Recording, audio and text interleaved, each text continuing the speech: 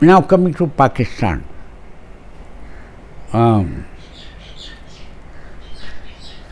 Pakistan, as you know, was a British colony, as India was also a British colony. And it is the Americans who, in 1945, when Britain became a weak power and America became the biggest power, they forced Britain to leave India to liquidate the British Empire and become a weak country. Today Britain is not a big country, not a powerful country. Today Britain is a second class country at best. So Americans took over their colonies, including India, and they decided to divide India into two, Pakistan and India. They wanted Pakistan separately so that it was easier for them to totally control Pakistan. And India they left because it was too big for them to control, and Indians had a freedom movement, and Pakistan did not have a Pakistan movement as you read in your books. There was no such thing as a Pakistan movement. There was a freedom movement which Gandhi had started, Nehru had fought. There was in fact no movement for Pakistan. So Pakistan was created, as I have told you earlier, by the act of the British Parliament, the Indian Independence Act. So Pakistan inherited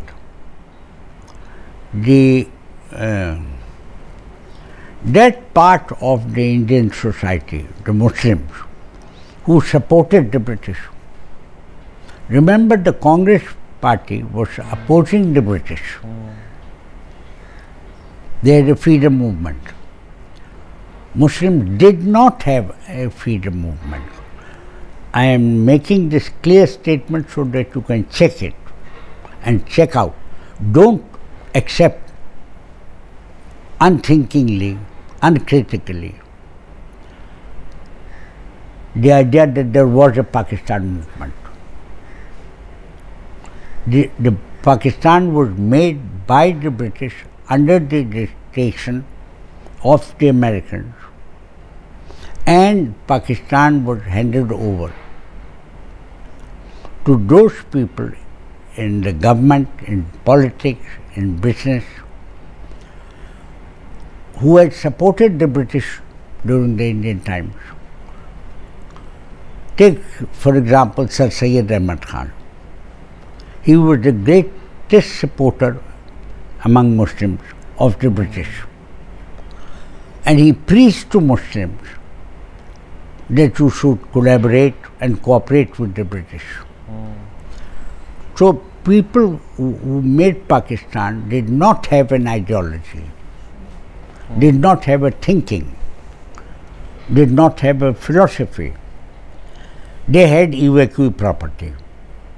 They had riots and killings of Hindus and Sikhs here who had to leave Pakistan. So Pakistan became an open territory for individuals to pursue their personal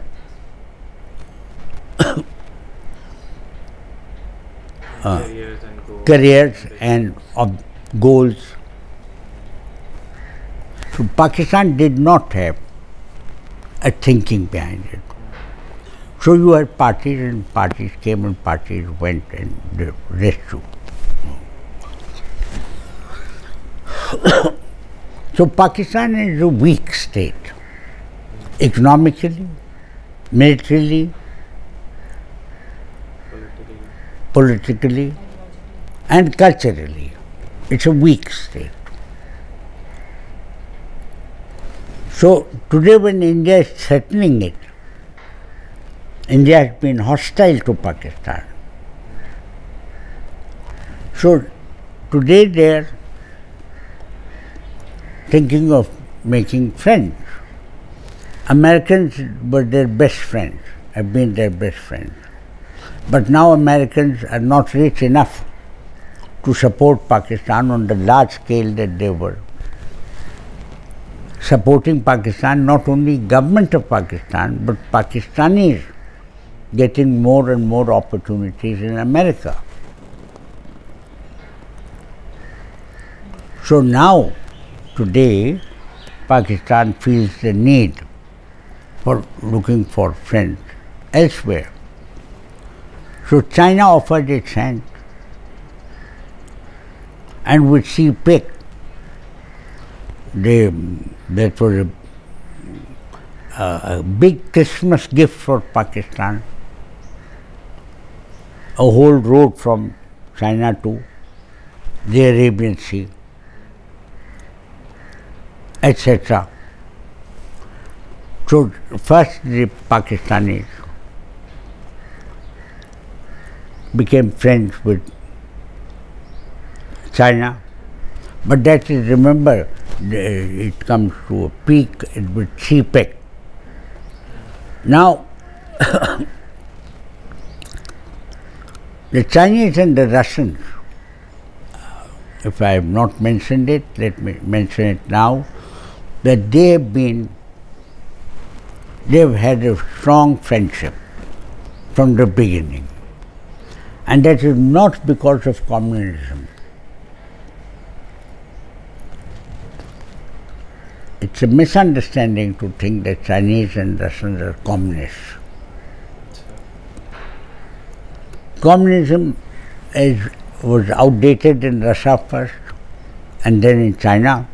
I told you that Mao Zedong departed from Mao Zedong, from Marxism. And so Marxism has had its day, but now the new thinking that is emerging in China and in Russia is modern thinking based upon science, technology, and rationality and humanism. Humanism, rationality, science and technology. And now, so Chinese and Russians went that way. And that was the basis of their friendship and their trust for each other. Pakistan is now connecting to Russia also, because for the same reason that the Chinese took an initiative. CPEC is a Chinese initiative, not Pakistani initiative. So this is the background. The Chinese have an interest in keeping the American influence out of Pakistan. Definitely. On their borders. The Pakistanis have also an interest in seeking the protection of China against India, to counterbalance Indian threat. And obviously to get their superior science. But not for their society, not for the Pakistani society, for the Pakistani political motives. Naturally, that because is part of it. Within Pakistan we do not have a social thinking. We do not have a social thinking, we have a personal thinking. In Pakistan, no social thinking has emerged. The only social thinking you see is that of the mullahs or the Maulvis. Or personal thinking. And mullah Maulvis are there because they are paid. You have to fund them, finance them, and they are financed by people who use them to get votes or collect crowds and political pressure. Pakistan has failed to evolve a social thinking, a social thought. or a social culture or a social movement. So basically, you're saying that if we don't develop a proper ideology, a proper approach to A social movement, a social movement, so rational, modern. right? So all of these different activities, these developments that are happening in Pakistan, they won't really benefit the people. If America has failed, why will not Pakistan fail? You can see how America has been declining. America was 100 times stronger than Pakistan. America also did not have an ideology. If Pakistan does not have an ideology, it only lip service to Islam,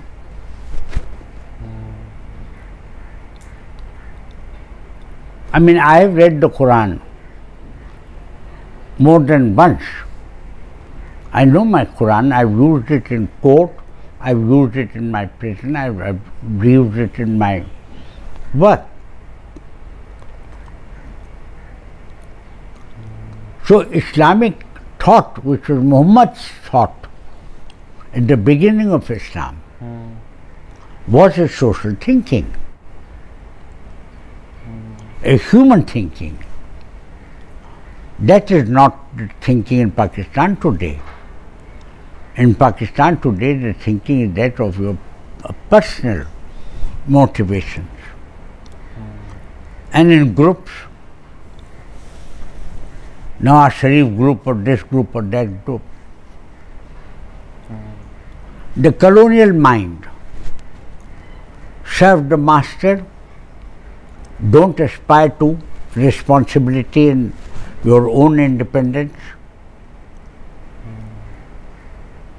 remain subordinate and promote yourself. Remain subordinate and promote your personal life. That is the colonial mindset. This is the mindset which Sir Sayyid taught us. And this is on which Pakistan's history is based. So, the Chinese and the Russians are interested in Pakistan for anti-American reasons. They would have been interested in Pakistan. Look, they are more interested in Tibet than in Pakistan. Tibetans have an ideology, have a thinking. So Chinese and Russians are not interested in Pakistan because of the Pakistani culture or Pakistani thinking. They are interested because of keeping America out, and India has been an ally of America. India is a big country, so Americans decided to treat them as a junior partner. They have given them the status of a junior partner. Pakistan is not a junior partner of America. For Pakistan, the Americans have contempt.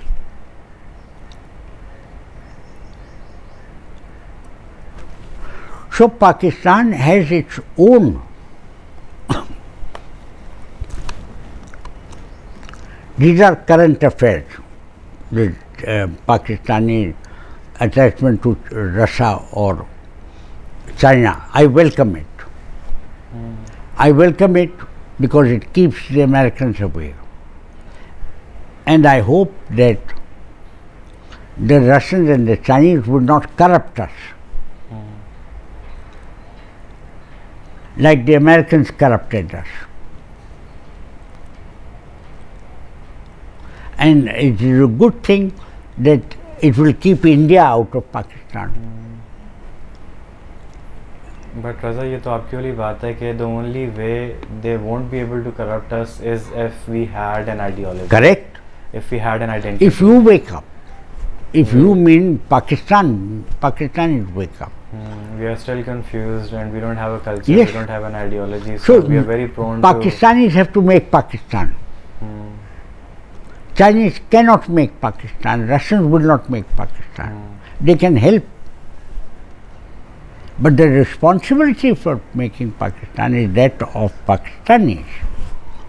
I mean, when Ali Noor said to me that he saw that I was getting ill and old and not keeping good health, he said to me that I am willing to take responsibility for the institute.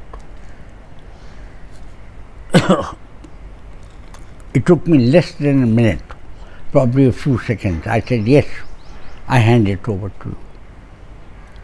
Because in Ali Noor I had seen a decent person, young age, hoping that he would not go the wrong way and hoping that he was capable of going the better way. And all my life I've been looking for that generation, for that breed of Pakistanis who have a clean heart and a clean spirit and a clean intellect and have sensitivities. How can an individual prosper if the environment does not prosper? Environment means society. If the society is dirty, filthy, then how can an individual prosper? That's the point, right? In a dirty society, only dirty people and dirty-minded people prosper. Because they don't have any. So look at history and then you will understand. Look at the facts of your past and then you will learn, think for yourself. Instead of having prejudices or just unexamined ideas, look at the facts of history and they will reveal to you the reality which has been our past and which the burden of which we carry.